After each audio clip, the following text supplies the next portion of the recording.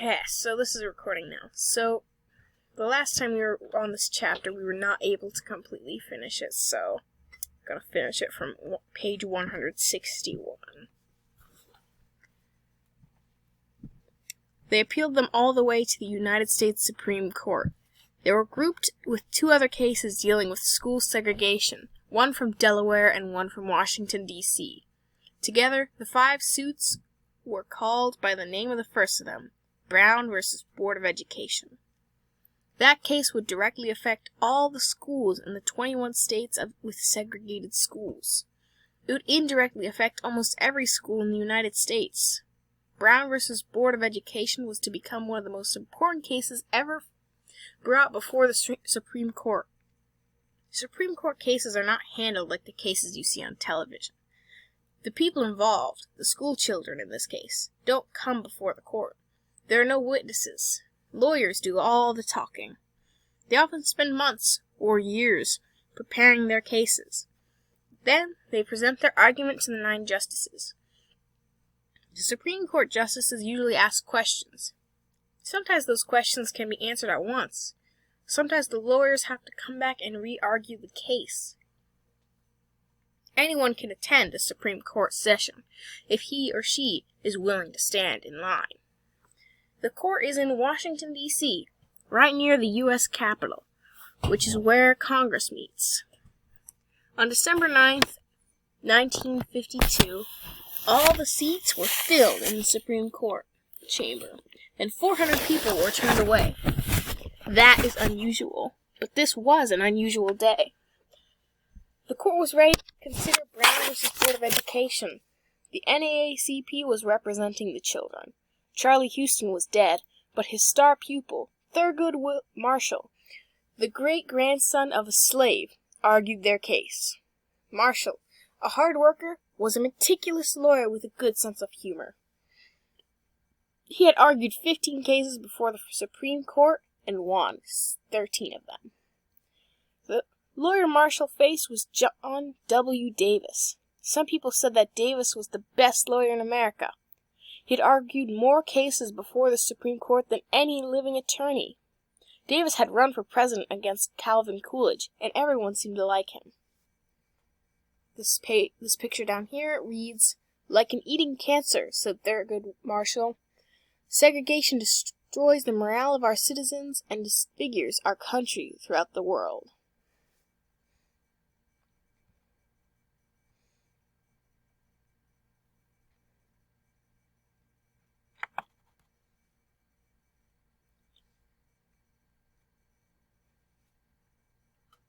Give this a moment to load.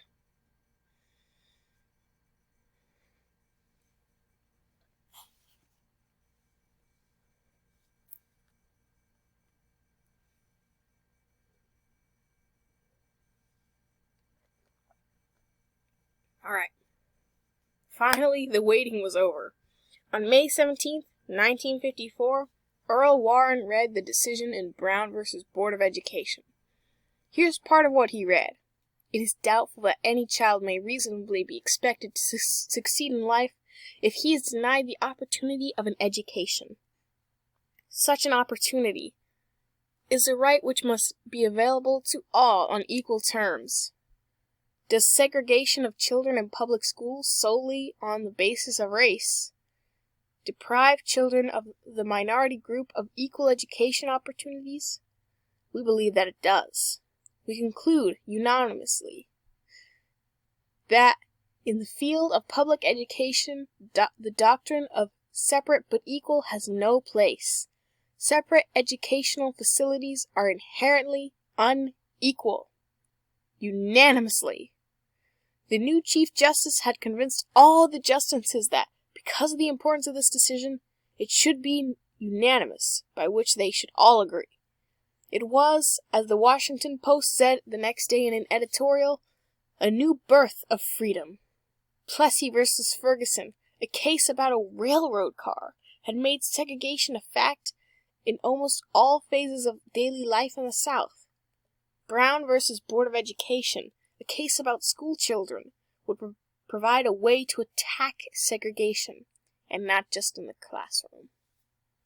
This picture down here reads that Nettie Hunt explains to her daughter Nikki the meaning of the Supreme Court's decision. The New York Times said of the decision, "The highest court in the land, the guardian of our national conscience, has reaffirmed its faith in and the underlying American faith in the equality of all men and all children before the law." So I had to get really close to read that.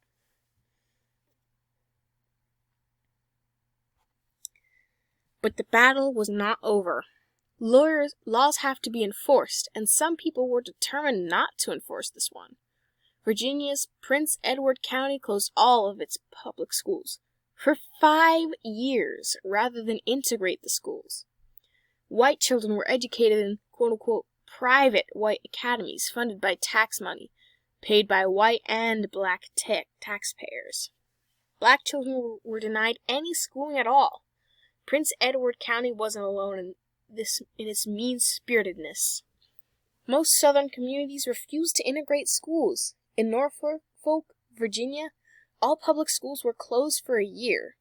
Most children, black and white, didn't have any schools to go to.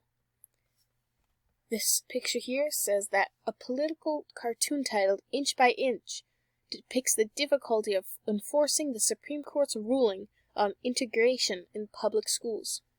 Most Southern school districts refused to integrate. Emmett Till. Emmett Louis Till was 14 when he was found, brutally beaten, shot in the head, wired to a heavy weight, and dumped into Mississippi's Tallahatchie River. Why? Because he had allegedly dared to say a flirtatious word to a white woman. It was 1955, and many differences existed between ways in Chicago and the rest of the white-dominated South. His mother had warned the young man from Chicago when she put him on a train heading for Mississippi and his southern cousins. "If you have to get down on your knees and bow when a white person goes past, do it," said Mrs. Till.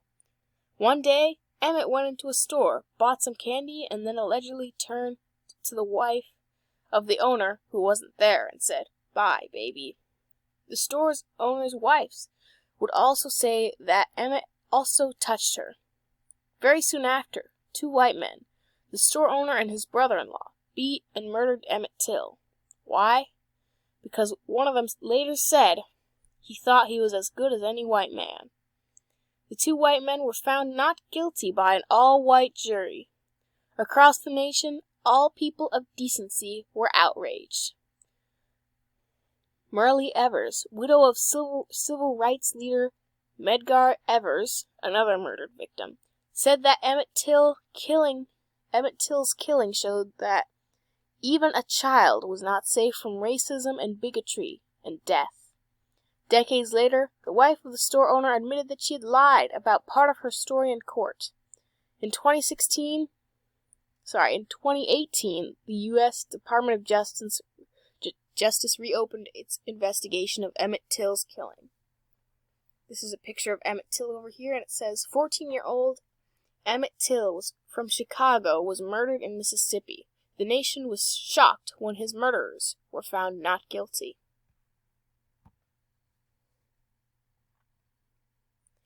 It was a difficult time for moderate Southern whites. They had always lived with segregation. Strong voices were shouting that the Southern world they knew and loved would end if they agreed to integrate their schools. It was the same message that had been used to defend slavery 100 years earlier. Those who spoke out against segregation often lost their jobs and their friends. Some white people were scared.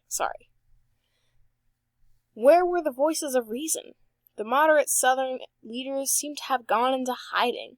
But remember, these were conforming times. All over the nation, people were keeping silent while others were abused.